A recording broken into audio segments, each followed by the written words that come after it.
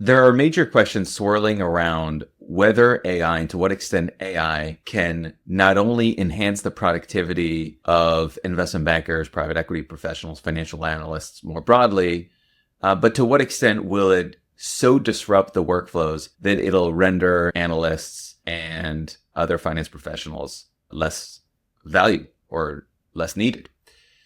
So before we can tackle that, it's been several years since ChatGPT 3.5 came out, and now there's been a large and growing body of AI financial modeling tools that explicitly try to tackle the workflow of investment banking and finance professionals. So the question is, at this point, as we sit here in 2026, can AI actually build a real investment banking quality three-statement model? We tested it. We have the luxury of using the same benchmarking and rubrics that we use to test all the incoming investment banking analysts that go through our training programs in the summertime as they graduate from college and become analysts on the job.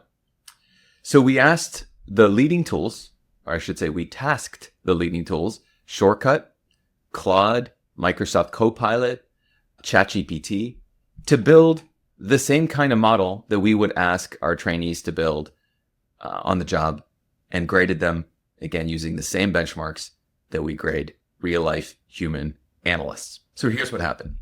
Shortcut came in number one. Claude was a very close second. Copilot and ChatGPT weren't competitive at all.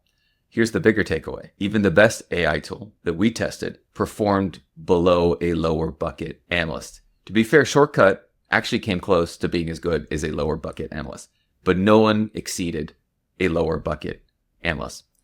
Here's the thing. The tools are fast. They feel magical at first. They can structure a model. In fact, the model you're looking at here is something the Shortcut produced. You can see it looks like a really great looking investment banking model. It's got the right formatting. The layout looks great. It's got comments in it. Everything looks and feels exactly right. It's structured well. The assumptions are organized well. And it can get you from 0 to something in minutes. This took 15 minutes to complete. Whereas on the job, you have to build something like this from scratch. It's going to take you 2 hours. But when it comes to the hard parts, this is where things get interesting. Making sure that the historical data is fully accurate and clean, that debt, for example, is properly integrated, that you deal with circularities the right way, that the connections across the forecasts are just right. They quietly break. All these models had lots of mistakes in them. And what's even more interesting is that the errors are subtle. These models are designed to make you think that they've got to figure it out. They want to take on more than they can chew. And so when the mistakes are there, they're embedded in ways that traditional mistakes that analysts don't traditionally make. They're harder to spot. And so right now, these tools are a Kickstarter, not a replacement. Used correctly, they can meaningfully enhance productivity. The problem is that they want you to trust them more than you should. And that creates a risk. That risk is that it'll ultimately take you longer. If you trust it too much, it'll actually be a productivity detractor. So if you work in banking, private equity, corporate finance, this is the real state of AI, financial modeling in 2026. That's not to say that it's not going to get better, although I will say that over the last 2 years, the rate at which things are getting better and the rate at which these tools can replace analysts' work has certainly slowed down. If you want to read the full study, the full benchmarking that we did, we've included a link for it. Those that are really in the weeds on this will find this quite interesting.